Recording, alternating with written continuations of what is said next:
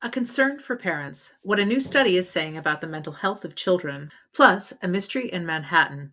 I connect with the cast of Freeform's The Watchful Eye about the new series. And expanding reproductive rights, how the Biden administration is looking to expand access to birth control.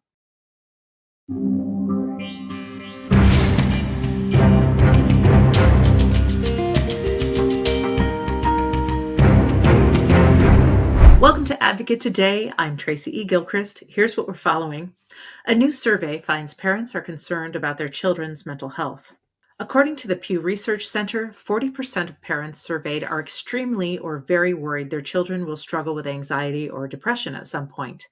That's followed by bullying, which worries 35% of parents. Experts say parents can watch for signs of anxiety and depression like decreased interest in things, poor self-esteem, and changes in mood, eating, or sleep. Other top concerns from the survey included kidnapping, dangers of drugs and alcohol, teen pregnancy, and getting into trouble with the police. The new Freeform series, The Watchful Eye, is getting some buzz. It follows Elena Santos as she works with an affluent Manhattan family as a live-in nanny. She then discovers that just about everybody in the building has deadly secrets and ulterior motives. I spoke with series creator Emily Fox and stars Amy Acker and Warren Christie about the social and class issues woven throughout the series, the layers of each character, and more. First, congratulations on The Watchful Eye. I'm very much enjoying it. And I want to begin by saying that there's quite a bit going on. I mean, it's a mystery, there's a little bit of a ghost story, it's a heist show, and then there are all these social issues that are kind of embedded within it around class, and you have this incredible kind of group of queer characters as well, where it's just being normalized. And so first, Emily, I would love to go to you and ask you to talk a little bit about some of the social issues, particularly class, that is kind of embedded in this series, and how that fits in. Well, I think thank you for that. Great question. And that was something that was, it's threaded throughout very deliberately and thoughtfully. We started out from this place of, everything feels very black and white. Like if you are if you are a person with money and means, then you have no problems, right? That like nothing affects you. Grief rolls off of you. You surely, like any normal human problem, can be fixed by paying for it to go away. Like that's our main character sort of point of view coming into the show. Right. And then as we progress and kind of get to see the layers of each of these characters, the idea is to like sort of debunk the myth of like that money buys happiness, that like money will protect you. To a certain degree, it does, because if your creature comforts are met, then yes, you have no like urgent daily problems. But that doesn't mean that you are protected from things like grief and loss and pain and confusion and identity crises, things like that. So I think we were trying, not, it wasn't like a deliberate exercise in making rich people feel human, but it was sort of an object lesson for our main character to realize like that the way she has seen the world, which is very much divided into two, is it's just more nuanced than that. Yeah. And sort of seeing her open her heart to these people and open her mind, I think is just a really crucial part of her journey. Yeah, thank you for that. Sure. And Warren, your character Matt is, one of the haves, and he's also kind of doing some philanthropic work. Mm-hmm. Although he gets into bed with some unsavory characters, so he's a bit complicated. He's also a grieving husband and a dad, and I wonder if you would just talk a little bit about the layers of Matt. Yeah, I mean, it's the very beginning of the show starts off with such a tragic event that sets so many things on its course. I said before, I think at the end of it all, this is a man who maybe even hasn't had enough time to grieve because he's in protection mode of his son. Mm-hmm. His sole focus is to make sure his son's okay. His son's trying to move forward. And so every day he gets up, and that's his main goal. As we start to go along, yes, he's, obviously in this world of the haves, the uber rich, but he wasn't born into this world. You know, he married into it. So he's kind of toes the line. It's like, this is why he's got his philanthropic work. This is why he does what he does. This is who he is at his core. But he is also in this uber rich world. So as it goes along, we see both sides of what that means.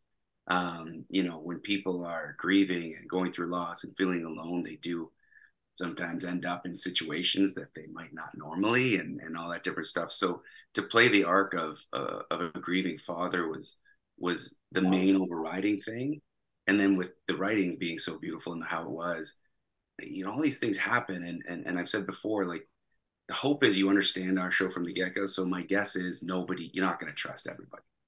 And Right. as a viewer, you're watching this thing and you're like, can this be true? Is this too good to be true? Is this person this? And I'm hoping that's what clicks with people in the long run. And I'm hoping that's what keeps them, you know, tuning in every week and coming back. And then when, you know, they get through the season, they want to know more, because as Emily said so beautifully, it's like, yeah, these a lot of this stuff, especially the world of the uber rich, most of us can't understand it.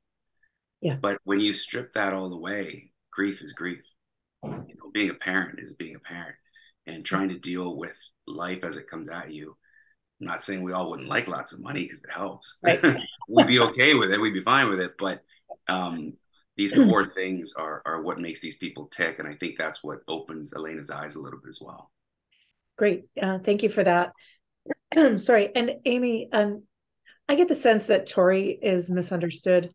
She's kind of painted at the outset, sorry about that, as a villain. But she's also a grieving sister. Sorry, it's early in LA. No worries. Yeah.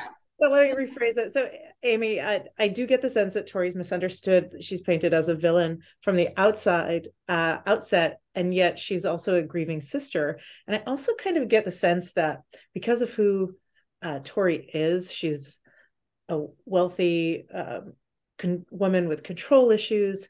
And I think there's maybe some preconceptions about her. And I wonder if you would talk a little bit about her as a complicated character.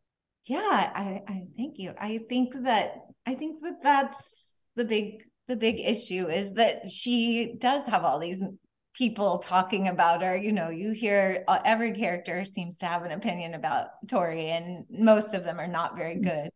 But I think ultimately the thing that drives her is wanting to do what's best for her family and what's best. And maybe her priorities aren't exactly correct on that, but she's been brought up in this world where the money and the name and the appearances and everything else are critical to how she's viewed in the world. And so she's trying so tightly to hang on to that, and to make sure that nothing is out of place, and that everyone in her world is taken care of, and that no one is coming in and just disrupting anything. And so it causes her to have that really, really tightly wound that could break at any moment. But it does feel like it comes from a place of vulnerability and a place of protection, and a place of ultimately love for what she feels for the life that she has or wants. Thank you to Emily, Amy, and Warren for joining me. I've been enjoying the series incredibly, and I love its attention to detail about social issues and more. The Watchful Eye is airing now on Freeform. President Biden is making it easier to have access to free birth control. The Department of Health and Human Services is proposing a new rule. It creates a new independent pathway for Obamacare policyholders to access contraception at no cost. It also removes a Trump-era exemption to the Affordable Care Act that allows employers to opt out for moral convictions. Employers would still be allowed to opt out for religious reasons. HHS says the proposed rule would impact more than 100 employers and 125,000 workers. Thank you for joining me on this Advocate Today. We are advocating for all with our content and coverage. For more Advocate Today episodes and interviews, you can visit the Advocate channel wherever you stream or online at advocatechannel.com. I'm Tracy E. Gilchrist. I'll see you next time.